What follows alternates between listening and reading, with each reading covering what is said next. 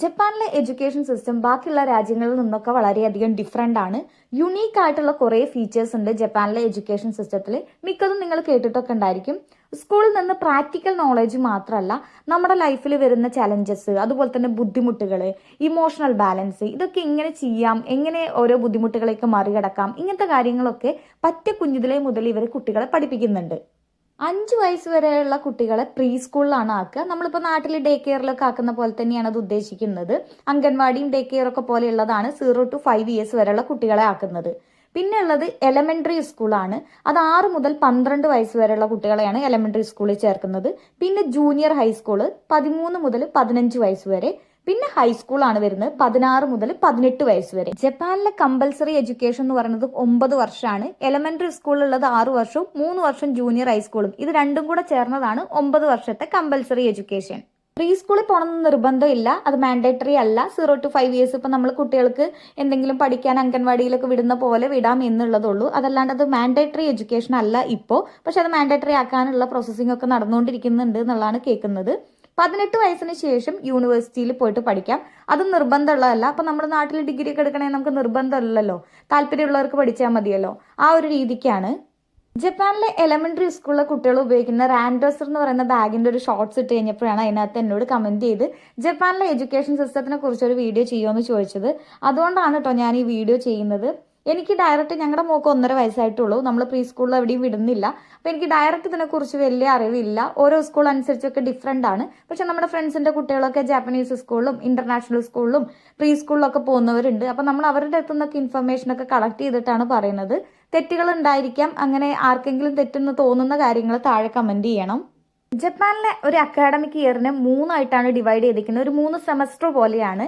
Academic year start ചെയ്യുന്നത് April 1 കാരണം ജപ്പാനിൽ സാക്കുറ ഭയങ്കര ഫേമസ് ആണല്ലോ, ചെറി ബ്ലോസം. അത് ഭയങ്കര ഒരു പുതിയ തുടക്കമൊക്കെ ആയിട്ടാണ് ഇവർ കാണുന്നത്. അതുകൊണ്ട് തന്നെ April 1 തുടങ്ങിയിട്ട് July 20 വരെയാണ് ഫസ്റ്റ് സെമസ്റ്റർ എന്ന് പറയുന്നത്. ആ ഒരു കാലയളവാണുള്ളത്. അത് കഴിഞ്ഞിട്ട് ഒരു 6 ആഴ്ചത്തെ ഹോളിഡേ ഉണ്ട് സമ്മറിൽ. കാരണം നല്ല ചൂടായിരിക്കും ഇവിടെ സമ്മറിൽ. പിന്നെ ക്ലാസ് സ്റ്റാർട്ട് ചെയ്യുന്നത് September 1 മുതൽ December 26 വരെയാണ്. പിന്നെ ഒരു 2 വീക്ക് വിന്ററിന്റെ ആ ഒരു ന്യൂ ഇയറും ഡിസംബറൊക്കെ തമ്മിൽ ആ ഒരു വെക്കേഷൻ കിട്ടും. അത് കഴിഞ്ഞിട്ട് പിന്നെ January 7 സ്റ്റാർട്ട് ചെയ്തിട്ട് March 25 ക്ലാസ് അവസാനിക്കുന്നത്. 0 to 5 ഇയേഴ്സ് വരെയുള്ള കുട്ടികളെയാണ് പ്രീ സ്കൂളിലാക്കുന്നത്. എല്ലാ കുട്ടികളെയും ഒരേ ക്ലാസ്സിലല്ല ഇരുത്തുക, ഏജ് അനുസരിച്ച് വേറെ വേറെ ക്ലാസ്സിലായിട്ടാണ് ഇരുത്തുക. ഇപ്പം 3 മുതൽ 5 വയസ്സ് വരെയുള്ള കുട്ടികൾക്ക് ഒരു ക്ലാസ്, അങ്ങനെയൊക്കെയാണ്. ഇപ്പം 0 to 3 ഇയേഴ്സ് വരെയുള്ള കുട്ടികളെ നമ്മൾ ഈ പ്രീ സ്കൂളിലാക്കണമെങ്കിൽ പബ്ലിക് പ്രീ സ്കൂളിൽ, ഇപ്പം നമ്മുടെ നാട്ടിലത്തെ പോലെ തന്നെ പ്രൈവറ്റും പബ്ലിക്കും ഉണ്ട് ഇവിടെ. പബ്ലിക് എന്ന് പറയുന്നത് ഗവൺമെന്റിന്റെ പോലെയാണ് ഉദ്ദേശിക്കുന്നത്. അപ്പൊ പബ്ലിക് പ്രീ സ്കൂളിൽ 3 വയസ്സിന് താഴെയുള്ള കുട്ടികളെ ആക്കണമെങ്കിൽ അതിന് കുറെ പ്രിഫറൻസ് ഉണ്ട്, പ്രയോറിറ്റീസ് ഒക്കെ ഉണ്ട്. കാരണം എല്ലാ കുട്ടികളെയും കൊണ്ട് ചേർത്താൻ പറ്റില്ല. അപ്പം അച്ഛനും അമ്മയും വർക്കിംഗ് ആണെങ്കിൽ കുട്ടിയെ നോക്കാൻ ആരും ഉണ്ടാവില്ല. അങ്ങനെയുള്ള കുട്ടികളെ നമുക്ക് ചേർത്താൻ പറ്റും. അതുപോലെ തന്നെ സിംഗിൾ മദർ ആണെങ്കിൽ, വേറെ എന്തെങ്കിലും ഡിസേബിലിറ്റീസ് ഒക്കെ ഉള്ള കുട്ടികളോ അല്ലെങ്കിൽ പാരന്റ്സോ ആണെങ്കിൽ കുട്ടികളെ നോക്കാൻ ബുദ്ധിമുട്ടുണ്ടെങ്കിൽ അങ്ങനത്തെ കുട്ടികളെ ആക്കാൻ പറ്റും.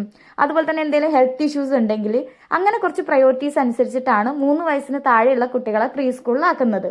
പ്രൈവറ്റ് സ്കൂളിൽ ആർക്ക് വേണമെങ്കിലും കാശ് കൊടുത്തിട്ട് പോയി ജോയിൻ ചെയ്യാൻ പറ്റും. 3 മുതൽ 5 വയസ്സ് വരെ കിൻഡർ ഗാർഡൻ ആണ്. അതിന് നേരത്തെ പറഞ്ഞ പോലെ പ്രിഫറൻസും പ്രയോറിറ്റീസും ഒന്നുമില്ല. നമ്മുടെ തൊട്ടടുത്ത സ്കൂളിൽ നമുക്ക് കൊണ്ടുപോയിട്ട് കുട്ടിയെ ചേർത്താം. പക്ഷെ അതിന്റെ അഡ്മിഷൻ സ്റ്റാർട്ട് ചെയ്യുന്ന സമയത്ത് തന്നെ നമ്മൾ നോക്കിയിട്ട് പെട്ടെന്ന് അഡ്മിഷൻ എടുക്കണം, അല്ലെങ്കിൽ തൊട്ടടുത്ത സ്കൂളും ചിലപ്പോൾ നമുക്ക് കിട്ടില്ല. എലമെന്ററി സ്കൂൾ സ്റ്റാർട്ട് ചെയ്യുന്നതിന് മുന്നേ ആയിട്ട് പ്രീ സ്കൂളിൽ പോകണം എന്ന് നിർബന്ധമൊന്നുമില്ല. ഇപ്പം അത് മാൻഡേറ്ററി എഡ്യൂക്കേഷന്റെ ഭാഗമല്ല ജപ്പാനിൽ. നമ്മുടെ നാട്ടിലും അങ്ങനെ തന്നെയാണല്ലോ, കുട്ടിയെ അംഗൻവാടിയിൽ വിടണം എന്ന് നിർബന്ധമൊന്നുമില്ലല്ലോ. നമ്മൾ കുട്ടിക്ക് ഒരു എക്സ്പീരിയൻസ് ഒക്കെ ആയിക്കോട്ടെ, കുറെ കാര്യങ്ങളൊക്കെ പഠിക്കട്ടെ എന്ന് വിചാരിച്ചിട്ടാണല്ലോ 1ാം ക്ലാസ്സിന് മുന്നേ നമ്മൾ കിൻഡർ ഗാർഡനിലൊക്കെ കൊണ്ടുവിടുന്നത്. അതുപോലെ തന്നെയാണ് ഇവിടെയും.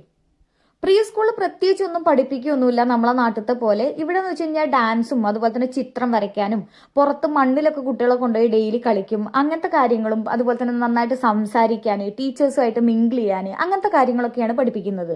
ജപ്പാനിലെ എഡ്യൂക്കേഷൻ സിസ്റ്റത്തിന്റെ ഹൈലൈറ്റ് എന്ന് പറയുന്നത് തന്നെ മാനേഴ്സ് ബിഫോർ നോളജ് എന്നാണ് അവർ പറയുന്നത്.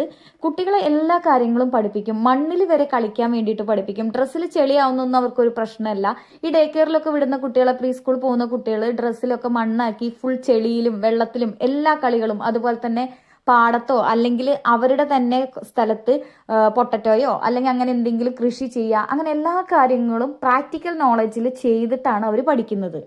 പ്രീ സ്കൂളിൽ തന്നെ കുട്ടികളെ ചെറിയ ചെറിയ എക്സസൈസ്, അതുപോലെ തന്നെ മ്യൂസിക്കൽ ഇൻസ്ട്രുമെന്റ്സ് പഠിപ്പിക്കുക, ക്രാഫ്റ്റ് ക്ലാസ് ഉണ്ടായിരിക്കും, എന്തെങ്കിലും drawing class, painting class, gardening, ഇതെല്ലാം ചെയ്യിപ്പിക്കും. ചെറുതായിട്ട് പഠിപ്പിക്കുന്ന മ്യൂസിക്കൽ ഇൻസ്ട്രുമെന്റ്സും അതുപോലെ തന്നെ ഡാൻസും ഒക്കെ ചെറിയ സ്ഥലങ്ങളിലായിട്ട് ചെറുതായിട്ട് അവർ ഒരു പ്രോഗ്രാമൊക്കെ ആയിട്ട് വെക്കും. എല്ലാവർക്കും പോയിട്ട് അത് കാണാനൊക്കെ പറ്റും. പ്രകൃതിയോട് ഇണങ്ങി ചേർന്ന് ജീവിക്കുന്ന ആൾക്കാരാണ് ജപ്പാൻകാർ. അത് ചെറിയ കുട്ടികൾ മുതൽ അങ്ങനെയാണ്. ഈ പ്രീ സ്കൂളും എലമെന്ററി സ്കൂളിലുള്ള കുട്ടികളൊക്കെ ഇവർ ട്രിപ്പൊക്കെ കൊണ്ടുപോകും, മ്യൂസിയത്തിലും സൂലൊക്കെ കൊണ്ടുപോകും. ഇപ്പൊ സൂലൊക്കെ പോയി കഴിഞ്ഞ് കഴിഞ്ഞാൽ ഒരു സെപ്പറേറ്റ് ഏരിയ തന്നെയുണ്ട്, ഫ്രണ്ട്ഷിപ്പ് ഗാർഡൻ എന്നാണ് അതിന് പറയുക. അതിനകത്ത് ടച്ച് ചെയ്യാൻ പറ്റുന്ന അനിമൽസ് ഒക്കെ ആയിരിക്കും ഉണ്ടാവുക.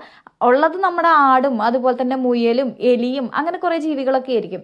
ഇതിനൊക്കെ പുല്ല് കൊടുക്കുക, ഭക്ഷണം കൊടുക്കുക, അതിനൊക്കെ ടച്ച് ചെയ്യുക, മടിയിലിരുത്തുക, അങ്ങനത്തെ കാര്യങ്ങളൊക്കെ പറ്റ ചെറിയ കുട്ടികളെന്ന് പറഞ്ഞു കഴിഞ്ഞാൽ 1 വയസ്സുള്ള കുട്ടികൾ വരെ ചെയ്തിട്ടാണ് ഇവർ ശീലിക്കുന്നത്.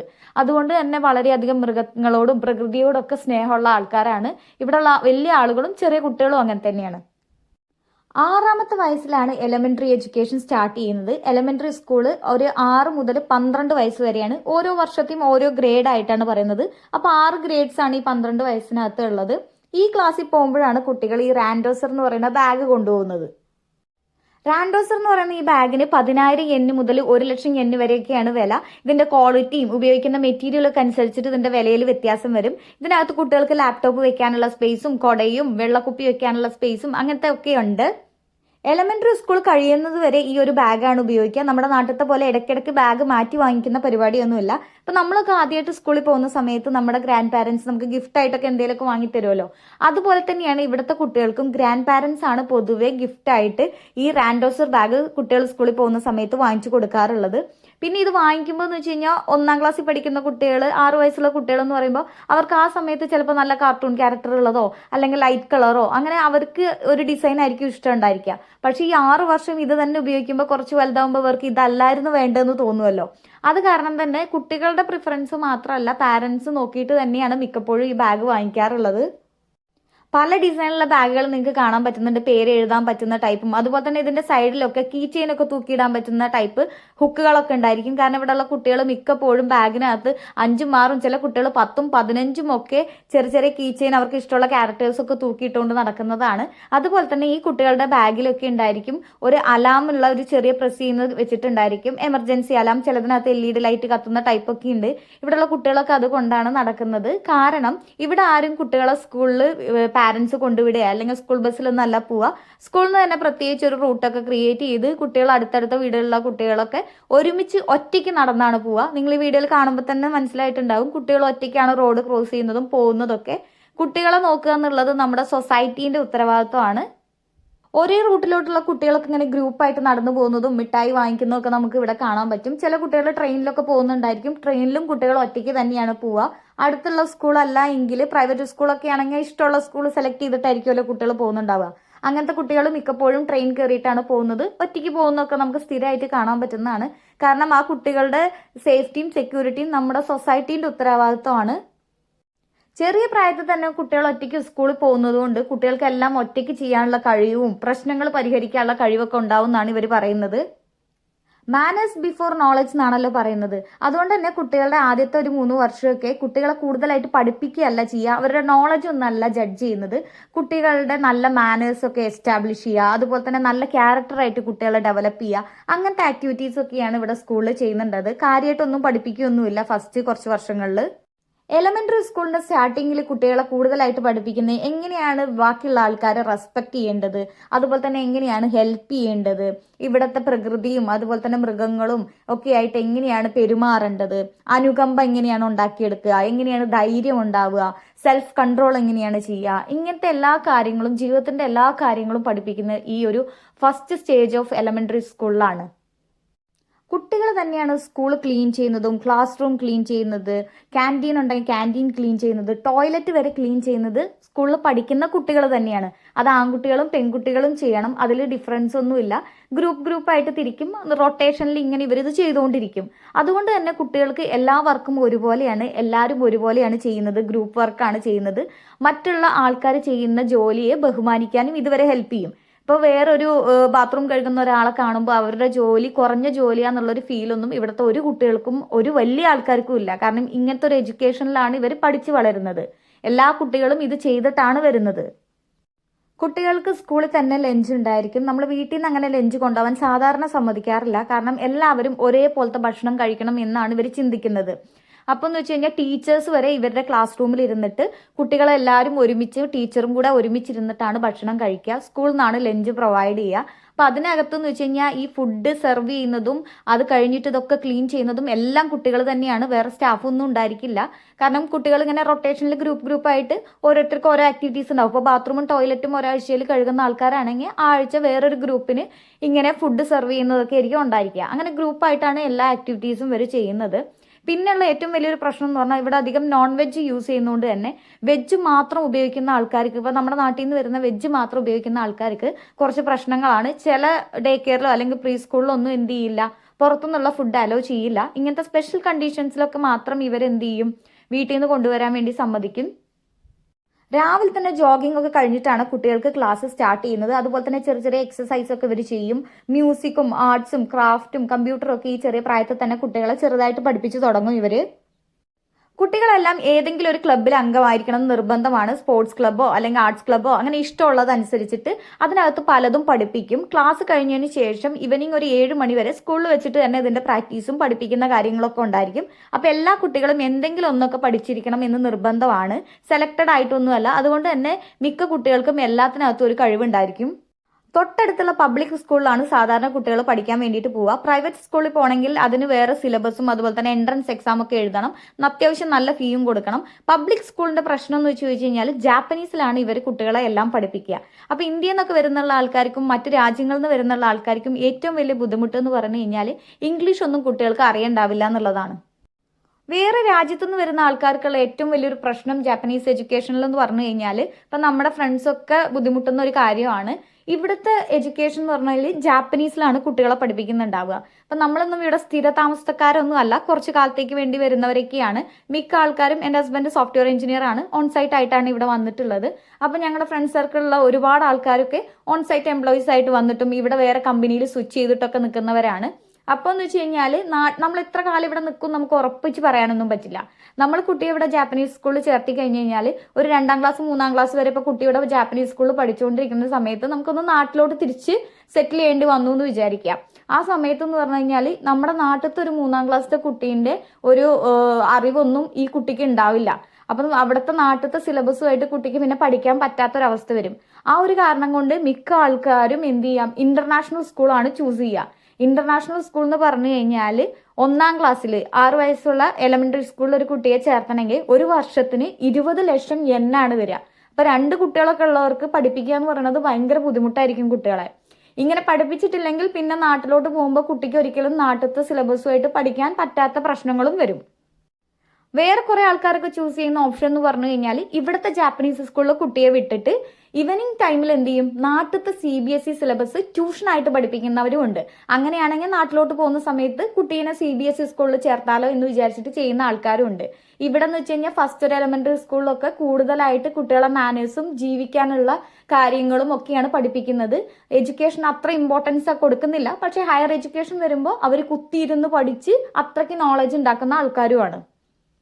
എലമെന്ററി സ്കൂൾ കഴിഞ്ഞ് കഴിഞ്ഞാൽ ജൂനിയർ ഹൈസ്കൂളാണ്. 13 മുതൽ 15 വയസ്സ് വരെയുള്ള കുട്ടികൾക്കാണ്. ഇതും ജപ്പാനിലെ മാൻഡേറ്ററി എഡ്യൂക്കേഷനിൽ വരുന്നതാണ്. അതുകൊണ്ട് തന്നെ കുട്ടികൾ അത് കംപ്ലീറ്റ് ചെയ്തിരിക്കണം എന്ന് നിർബന്ധമാണ്. വീടിന്റെ തൊട്ടടുത്തുള്ള സ്കൂളിൽ തന്നെയായിരിക്കും പോകുന്നുണ്ടായിരിക്കുക. ട്രെയിനിലോ അല്ലെങ്കിൽ ബസ്സിലോ നടന്നോ ഒക്കെ തന്നെയാണ് കുട്ടികൾ സ്കൂളിൽ പോകുന്നുണ്ടാവുക. ജൂനിയർ ഹൈസ്കൂൾ കഴിഞ്ഞ് കഴിഞ്ഞാൽ ഹൈസ്കൂൾ എഡ്യൂക്കേഷനാണ് വരുന്നത്. 16 മുതൽ 18 വയസ്സ് വരെയാണ്. ഹൈസ്കൂളിൽ ചേരണമെങ്കിൽ എൻട്രൻസ് എക്സാം എഴുതണം. അതുപോലെ തന്നെ ഇന്റർവ്യൂ ഒക്കെ പാസ്സാവണം. പോപ്പുലർ ആയിട്ടുള്ള ഹൈസ്കൂളിൽ അഡ്മിഷൻ കിട്ടാൻ വേണ്ടിയിട്ട് നല്ല ബുദ്ധിമുട്ടാണ്. നല്ലപോലെ പഠിച്ച് പ്രിപ്പയർ ചെയ്താൽ മാത്രമേ കിട്ടുള്ളൂ. എന്നിട്ട് ആ സ്കൂളിൽ തന്നെ ടീച്ചേഴ്സ് നടത്തുന്ന ഇന്റർവ്യൂ ഒക്കെ അറ്റൻഡ് ചെയ്ത് പാസ്സായി കഴിഞ്ഞാലാണ് ഉദ്ദേശിക്കുന്ന ഹൈസ്കൂളിൽ കുട്ടികൾക്ക് പോകാൻ പറ്റുള്ളൂ. നമ്മുടെ നാട്ടിൽ 10ാം ക്ലാസ് കഴിഞ്ഞിട്ട് +2 അഡ്മിഷൻ കിട്ടുന്ന പോലെ തന്നെയാണ്. ഇൻ കേസ് ഇവർക്ക് പോപ്പുലർ ആയിട്ടുള്ള അവർ ഉദ്ദേശിക്കുന്ന പബ്ലിക് ഹൈസ്കൂളിൽ അഡ്മിഷൻ ഒന്നും കിട്ടിയിട്ടില്ലെങ്കിൽ പ്രൈവറ്റ് സ്കൂളിൽ പോകുന്നത് കോമൺ ആണ് ഇവിടെ. പക്ഷെ അതിനായിട്ട് സ്ട്രിക്റ്റ് ആയിട്ടുള്ള സ്കൂൾ റൂൾസും കാര്യങ്ങളൊക്കെ ഉണ്ടായിരിക്കും പ്രൈവറ്റ് സ്കൂൾ ആവുമ്പോൾ. ഹൈസ്കൂളിലും സ്കൂൾ ക്ലബ്ബ് ഉണ്ട്. സ്റ്റുഡൻസിന് ഇഷ്ടമുള്ള താല്പര്യമുള്ള ക്ലബ്ബ് തിരഞ്ഞെടുക്കാം. പക്ഷെ എല്ലാവരും ഏതെങ്കിലും ഒരു ക്ലബ്ബിൽ ചേരണം എന്നുള്ള നിർബന്ധമാണ്. പല ആക്ടിവിറ്റീസും അതിനകത്ത് ചെയ്യും. ബേസ്ബോളും ബാസ്കറ്റ്ബോളും അതുപോലെ തന്നെ ഫുട്ബോളും ഒക്കെ കളിക്കുന്നുണ്ടായിരിക്കും. സ്കൂൾ ലൈഫിന്റെ ഒരു ഭാഗം തന്നെയായിട്ടാണ് ഇവർ ഈ ക്ലബിനെ കാണുന്നത്. ഈ ക്ലബിൻ്റെയൊക്കെ ഭാഗമായിട്ട് കുട്ടികളെ ജാപ്പനീസ് കാലിഗ്രഫിയും അതുപോലെ തന്നെ പോയട്രിയും വർഷങ്ങളായിട്ട് പഴക്കമുള്ള ട്രഡീഷണൽ ആയിട്ടുള്ള കുറേ കാര്യങ്ങളൊക്കെ കുട്ടികളെ പഠിപ്പിക്കുന്നുണ്ട്. ഹൈസ്കൂളിന്റെ ലാസ്റ്റ് ആയിട്ട് ഒരു എക്സാം നടത്തും. ആ എക്സാം ബേസ് ചെയ്തിട്ടാണ് കുട്ടികളുടെ ഭാവി ഡിസൈഡ് ചെയ്യുന്നത്. ഓരോ യൂണിവേഴ്സിറ്റീസിനും കോളേജസിനും ഒക്കെ ഓരോ സ്കോർ ഉണ്ടായിരിക്കും. ആ സ്കോർ റേഞ്ചിനകത്ത് നമ്മൾ വന്നാൽ മാത്രമേ നമുക്ക് ആ കോളേജിൽ പോയിട്ട് ജോയിൻ ചെയ്യാൻ പറ്റുള്ളൂ. അതുകൊണ്ട് തന്നെ ഈ ഒരു സമയത്ത് ലാസ്റ്റ് ടൈമിൽ കുട്ടികൾ നന്നായിട്ടിരുന്ന് പഠിച്ച് നല്ല സ്കോർ വാങ്ങുന്നവരാണ്. യുണീക്ക് ആയിട്ടുള്ളതും വളരെ നല്ലതുമായിട്ടുള്ള എഡ്യൂക്കേഷൻ സിസ്റ്റം ആയതുകൊണ്ട് തന്നെ ജപ്പാനത്തെ കുട്ടികൾ ഒരിക്കലും ക്ലാസ് കട്ട് ചെയ്യാറില്ല. എപ്പോഴും ഇവിടുത്തെ അറ്റൻഡൻസ് പെർസെൻറ്റേജ് എന്ന് പറയുന്നത് 99.9% ആണ്. എഡ്യൂക്കേഷന്റെ ഭാഗമായിട്ടുള്ള ക്ലബ് ആക്ടിവിറ്റീസിൽ ഒരുപാട് കാര്യങ്ങൾ പഠിപ്പിക്കുന്നുണ്ട്. നീന്തലും ഡ്രാമയും ഫ്ലവർ അറേഞ്ച്മെന്റും ഫുട്ബോളും ബാസ്കറ്റ്ബോളും യൂണിസൈക്ലിംഗ് ഒക്കെ അതിനകത്ത് വരുന്നതാണ്. യൂണിസൈക്ലിങ്ങിന്റെ ഒരു ഷോർട്സ് ഒക്കെ ഞാൻ ഇട്ടിട്ടുണ്ടായിരുന്നു, ലിങ്ക് ഞാൻ താഴെ കൊടുക്കാം. ഇതിനകത്ത് നേരത്തെ ഞാൻ യൂണിസൈക്കിൾ കാണിച്ചിട്ടുണ്ടായിരുന്നു. ഒറ്റ ചക്രമുള്ള സൈക്കിളാണ്, സാധാരണ അത് പെൺകുട്ടികളാണ് ചെയ്യുക. അപ്പൊ ഇവർ ഇതിനകത്ത് ചവിട്ടി ഒറ്റ സൈക്കിളിൽ ബാലൻസ് ചെയ്തിട്ട് വേണം ചവിട്ടി പോകാനായിട്ട്. ഇത് ചെയ്യുമ്പോൾ കുട്ടികൾക്ക് കൂടുതൽ ധൈര്യവും ഈ യൂണിസൈക്ലിംഗ് വെച്ചിട്ട് ഡാൻസ് ഒക്കെ കളിക്കുന്ന കാണാൻ നല്ല ഭംഗിയാണ് കുട്ടികളുടെ. ജപ്പാനിലെ ഇത്രയും നല്ലൊരു എഡ്യൂക്കേഷൻ സിസ്റ്റത്തിന്റെ ഒരു ഇമ്പാക്ട് എന്ന് പറയുന്നത് നമുക്ക് ശരിക്കും ഫീൽ ചെയ്യും. ഇവിടെ ജീവിക്കുന്ന സമയത്ത് എല്ലാവരും വളരെയധികം സഹായ മനസ്കരാണ്. നമ്മൾ ഒരുപാട് കാര്യങ്ങൾക്കൊക്കെ ഹെൽപ്പ് ചെയ്യുന്നതാണ്. ഇപ്പം എനിക്ക് തന്നെ പേഴ്സണലായിട്ട് ഒരുപാട് ഹെൽപ്പുകൾ പല സമയത്തും ഉണ്ടാവാറുണ്ട്. ഇപ്പം ഞാനൊരു കഴിഞ്ഞ ദിവസം മഴ കൊണ്ട് നിൽക്കുവാണ്. മഴയത്ത് എനിക്ക് കുടയില്ല, എൻ്റെ കയ്യിൽ മോളും കൂടി ഉണ്ട്. ട്രെയിൻ കയറാൻ പോകുന്ന ഒരു സ്ത്രീയാണ്. അവരുടെ കയ്യിൽ കുടയുണ്ട്. അവർക്ക് ആ കുട തന്നു കഴിഞ്ഞാൽ അവർ നനഞ്ഞിട്ട് വേണം പോകാനായിട്ട്. പക്ഷെ ഒരു കുട്ടിയുള്ള എനിക്കാണ് പ്രയോറിറ്റി എന്ന് മനസ്സിലാക്കിയിട്ട് അവരുടെ കുട എനിക്ക് തരികയാണ്. എനിക്കറിയാവുന്ന ഭാഷയിലൊക്കെ കുറേ എനിക്കത് വേണ്ട, ഓക്കെ ഞാൻ വെയിറ്റ് ചെയ്തോളാം, ഇവിടെ അടുത്താണ് അപ്പാർട്ട്മെന്റ് എന്നൊക്കെ ഞാൻ അവരോട് പറഞ്ഞു. പക്ഷെ അവരത് ഓക്കെ എന്ന് പറഞ്ഞിട്ട് അവരുടെ കുട എനിക്ക് തന്നിട്ടാണ് പോകുന്നത്. നമ്മൾ അത്രയും വിലപിടിപ്പുള്ള ഒരു കുട വേറൊരാൾക്ക് കൊടുത്തിട്ട് പോവോ? പക്ഷെ ഇവിടെയുള്ള ആൾക്കാർ അങ്ങനെയാണ്. ഒരുപാട് സിറ്റുവേഷനിൽ ഇതുപോലെ എനിക്ക് ഹെൽപ്പ് കിട്ടാറുണ്ട്. പ്രത്യേകിച്ച് എൻ്റെ കയ്യിൽ കുഞ്ഞുള്ളത് കൊണ്ട് തന്നെ ഒരുപാട് ആൾക്കാർ ഹെൽപ്പ് ചെയ്യാറുണ്ട്. ഇപ്പം നമ്മുടെ കയ്യിൽ നിന്ന് എന്തെങ്കിലും താഴെ വീണ് കഴിഞ്ഞാൽ എത്ര ചെറിയ കുട്ടിയോ അല്ലെങ്കിൽ നമ്മളെക്കാളും പ്രായമുള്ള നടക്കാൻ വയ്യാത്തൊരു അമ്മൂമ്മയാണെങ്കിൽ പോലും നമുക്കതെടുത്ത് അവർ ഇങ്ങോട്ട് തരും. അങ്ങനെയാണ് അവരുടെ ജീവിത രീതി അവരെ പഠിപ്പിച്ചിട്ടുള്ളത്.